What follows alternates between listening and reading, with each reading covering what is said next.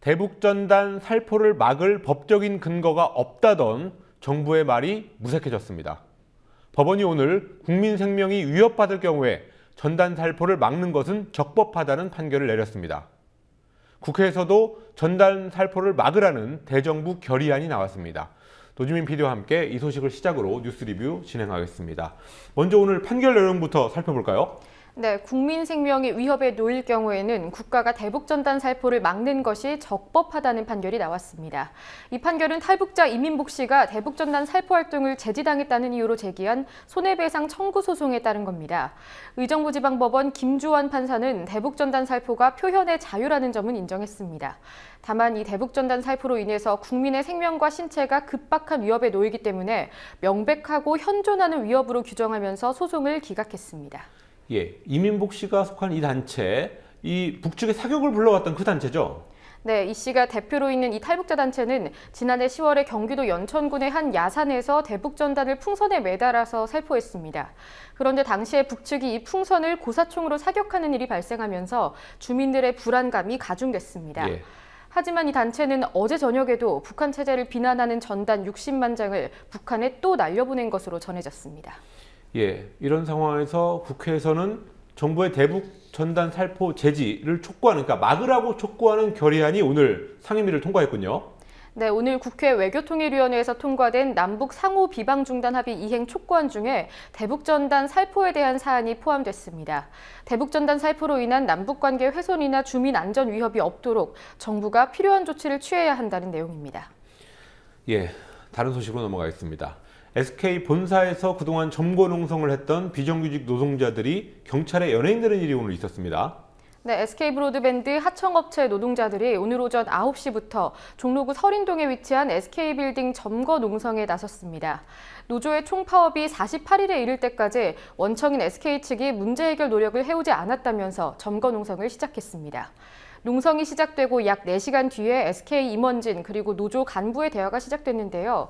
대화가 시작되자 4층에서 점거 중이던 노조원들이 1층으로 이동했고 경찰은 이 221명의 노조원을 폭력행위 등 처벌에 관한 법률 그리고 집단 건조물 침입 및 퇴거 불응 등의 혐의로 연행했습니다.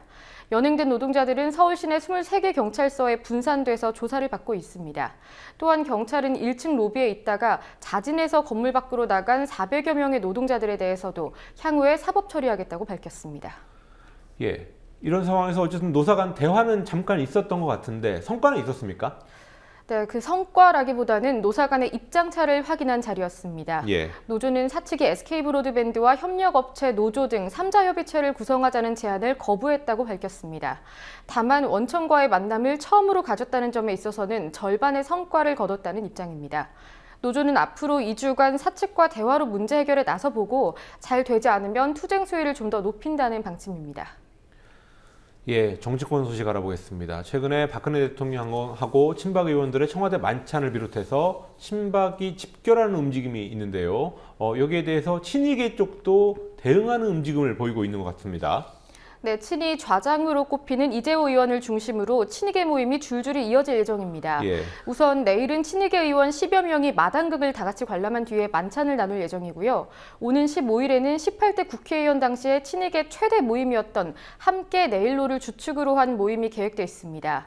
이 자리에는 이군현 사무총장, 김영우 수석대변인, 정병국, 조혜진 의원을 비롯해서 전현직 의원 30-40명이 모일 예정입니다. 친이계 이 사람들은 얼마 전에도 모이지 않았습니까? 네, 지난달 18일에는 이명박 전 대통령과 친이계 핵심으로 꼽히는 정치인이 28명이 모여서 송년회를 열었는데요. 새해를 맞아서 신년회 릴레이가 이어지고 있는 겁니다. 친박계나 친이계나 똥 묻은 개가 겨 묻은 개를 나무랄 수는 없는 그런 상황인 건데요. 박세일 여의도연구원장 임명 여부와 4월 재보선 공천, 그리고 좀 더 가깝게는 당협위원장 선출 방식 등을 둘러싼 여당 내 계파 갈등이 격화될 걸로 보입니다. 다음 소식입니다. 정부가 방산업체에다가 특혜를 주느라고 수천억 원의 예산을 낭비했다라는 감사원의 감사 결과가 발표가 됐군요. 이 소식 전해주시죠. 네, 감사원이 오늘 방산제도 운용 및 관리 실태에 관한 감사 결과를 발표했습니다. 감사원은 지난해 5월부터 2달간 방위사업청과 군본부, 국방기술품질원, 국방과학연구소 등에 대해서 감사를 진행했습니다. 그 결과 방산업체에 대한 특혜와 관리 감독 부실 등으로 인해서 낭비된 예산이 수천억 원에 달하는 것으로 확인됐습니다. 예, 감사원이 발표한 구체적인 사례들을 한번 보겠습니다. 네, 주요 사례들을 하나씩 보시면요. 우선 경쟁 가능한 237개 품목을 방산물자로 지정하는 걸로 인해서 3,800억여 원이 낭비됐습니다. 예. 경쟁 입찰을 해도 무방한 품목들을 방산물자로 지정한 건데요. 방산물자로 지정될 경우에는 생산 비용을 실비로 보장해주는 그 방산 원가라는 걸 적용해 줍니다. 그런데 이렇게 방산물자 지정을 남용하면서 업체들의 가격 경쟁이랑 기술력 경쟁을 막고 또 결과적으로는 예산 낭비를 부른 겁니다. 예. 또 두 번째로 보시면은 방산업체가 자기 자본을 방산 설비에 투자했을 경우에 보상해주는 보상액에 현재보다 높은 금리를 적용해서 2천억 원이 넘게 들었고요. 또 대기업의 유리한 기준으로 경영 노력 보상비를 지급했다. 이 부분은 뭐냐면 경영 노력 보상비라는 게 어떠한 시스템을 설치한 기업을 대상으로 주는 겁니다. 그런데 이 시스템을 구축하는 데 드는 비용이 사실상 대기업만 감당할 수 있다는 점에서 네, 이렇게 1,000억 원이 넘는 금액이 대기업에게만 돌아갔습니다. 예. 자기의 아들을 차명으로, 그러니까 다른 이름으로 자신의 보좌관에 기용한 박윤옥 새누리당 의원. 오늘 별 문제가 아니다 이런 식으로 말해서 논란을 더 키우고 있군요. 네, 박 의원이 오늘 자신의 아들에 대해서 과거 보좌관 경력이 있고 또 아들이 능력이 없는 것도 아니라고 말했습니다. 박 의원의 설명에 따르면 지난해 12월에 문 보좌관이 그만둔다고 했고 또 유예 기간을 둔 상태라고 하는데요. 그 사이에 입법보조원 신분인 아들 이모 씨를 데려와서 일하게 시켰고 곧 보좌관으로 등록할 예정이라고 합니다. 또 아들 이 씨가 피감기관을 대상으로 자신이 문보좌관이다 이렇게 사칭했던 것에 대해서는 아직 명함이 없기 때문이었다 이렇게 해명했습니다.